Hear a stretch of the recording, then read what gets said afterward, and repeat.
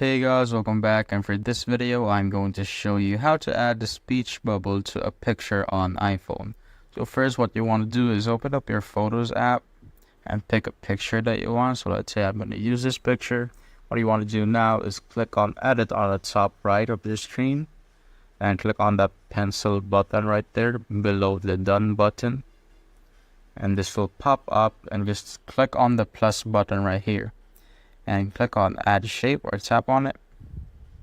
This will pop up, and just pick the speech bubble shape right there, and you will automatically display it right here. And you could change the outline thickness. You could also change the outline color here, whatever you want.